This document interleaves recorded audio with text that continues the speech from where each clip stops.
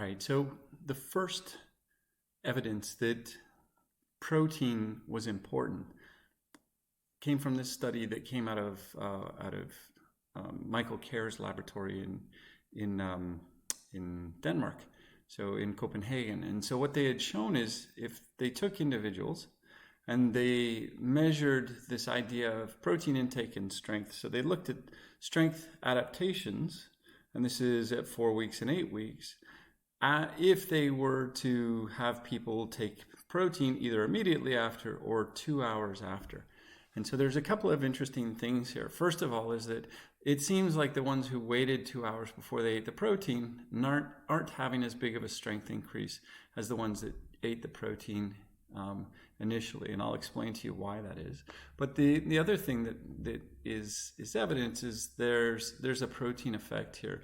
And I'll show you that in the next slide. But basically the reason that we say that this is interesting is because this idea bred this notion of this anabolic window. And so the idea here is that if you don't eat your protein soon enough after exercise, you won't get as much of an anabolic effect of the protein. And so you're not going to get as big and strong. So that's why you see people walking around their gym with their little shaker cups and they're already drinking protein like as soon as they're finished because they don't want to miss the anabolic window. And the reality is that this is not as big a deal as it seems in this study. And the reason that it is a big deal in this study is because this is in old people. And as we're going to see as we go through this, one of the things that happens as you get older is you become less sensitive to insulin. And one of the things that insulin does is it opens up blood vessels that gets the amino acids to go to your muscles. And so as you get older, if you're becoming more insulin resistant, you need to time your feeding a little bit closer to your exercise so that your exercise is allowing blood flow to increase to those muscles. And so the result is, because there's more blood flow, you can get more of the amino acids to this. If you do this in young individuals, you don't see this anabolic window effect where the slope of this line is less than this line simply because you've timed it 2 hours later. And they did also show that if you took the protein immediately after versus you waited 2 hours, in these older people, you got hypertrophy if you took it immediately after, and you didn't if you took it 2 hours later. And again, this is this idea of anabolic resistance that you see in old people, where if you don't time your exercise and nutrition well, you don't see the same increase in strength and increase in muscle mass that you do in young. But it is specific to protein because if you take a look at, these are people who took in an isocaloric amount of carbohydrate, so the same number of calories from carbohydrate versus protein, you see the protein gets an increase in cross-sectional area of type 1 fibers, whereas there's no change in the carbohydrate group. And again, the protein group increase in cross-sectional area of the fibers in the protein group, but not in the carbohydrate group. So there's no benefit to taking carbohydrate after exercise, and we talked about why that was in the last time. Because what carbohydrate does, it increases insulin, and insulin is then going to work to move TSC2, but your resistance exercises already move TSC2. So the idea is that it's not about calories at this point. It's not about just getting a certain amount of calories, that there's something special about the protein. And so the question really becomes, what is special about the protein? We knew that protein was special even before the 2001 study that I showed you out of Denmark, because already in 1999, this is from Kevin Tipton, who's now a professor in England.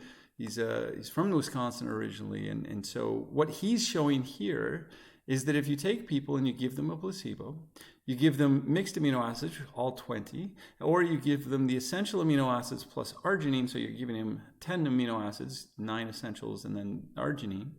What you can see is that when you do resistance exercise and you look at protein synthesis, breakdown, and balance, there's not a control group, but protein synthesis in the control group would be about 20 nanomoles of phenylalanine per minute per 100 milliliters. It goes up. So synthesis goes up in the placebo, but what you should see is that the breakdown is higher than the synthesis. Okay, and the breakdown being higher than the synthesis means that net balance is that you're losing muscle mass. Okay, so this is really important because this isn't something you would see normally, but this is a research study, and so all of these research subjects showed up to the laboratory in an overnight fasted situation. So they were fasting, and so that's why you see this increase in synthesis, but a greater increase in breakdown. The result is net balance. All you have to do is feed the 20 amino acids. Sure, synthesis goes up. It goes up probably double what it went up before, but there's no effect on breakdown. But now a synthesis is slightly higher than breakdown, so we're getting this positive balance. So you need to eat, and you need to eat protein in order for you to see the anabolic effects of your exercise. Now here's the interesting part. When you give essential amino acids, synthesis rate increases to the same degree, equivalent degree. The thing is that breakdown goes down.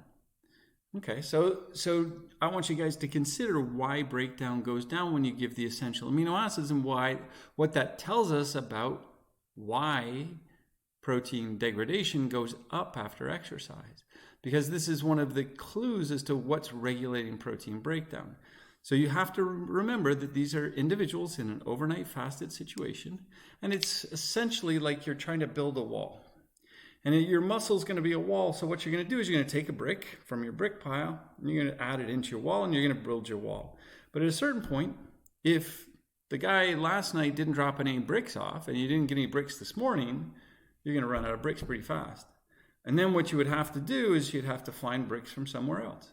And so what you do is you take bricks out of an old piece of wall and you put it back in there. So you start taking bricks from the older bit of wall. So you're breaking down muscle in order to liberate. And what you're liberating is the essential amino acids, because you can't build the new protein unless you have the essential amino acids. The only way you get these is by eating. And when you do a mixed amino acids, there's half the dose of essentials. So you don't have the sufficient essential amino acids to block this effect. Okay, so basically what this is suggesting is that muscle protein synthesis goes up with exercise. It goes up again with exercise plus amino acids. And then if you give essential amino acids, we can block a little bit of the degradation that you're getting. And the result is we can accumulate or increase the balance more. And so the way that this works, one of the important things that happens is that amino acids following intake or following resistance exercise go up. So if you've fed with a protein and you look at this is the exercise leg relative to the control leg. So what you do is you see 25% more leucine in the exercise leg than a contralateral leg, so a leg on the other side of the body, had the exact same amino acid dose, but the other leg didn't exercise. So, and it's really specifically some of the branch chains, but it's really specific amino acids. And leucine's one of the key ones, as I'll show you in a little bit. So leucine, isoleucine, glutamine, all of these amino acids are going up. If we look across the amino acids that go up, it's the majority of amino acids go up. Valine here isn't going up in this situation, but that's probably because it's being incorporated into protein already. Okay, so what happens is right after resistance exercise, there's an increase in amino acid uptake from the blood that's specific to the exercise muscle. If you've fed a leucine or a protein, specifically with essential amino acids, now what you're going to do is you're going to decrease breakdown, increase synthesis. And what you can see also is that your synthesis rate doesn't go up quite as high if it's just the essentials.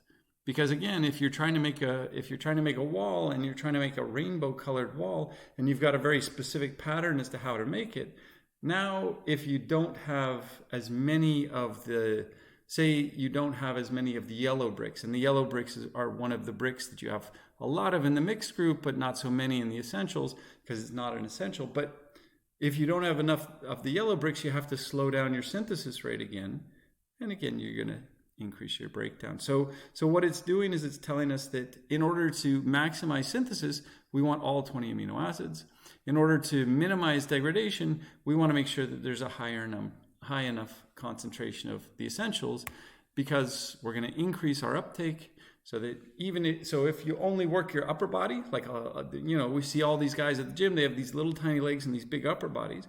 One of the reasons is because you lift your upper body, amino acids are going to start getting integrated into your upper body muscle mass more than your lower body.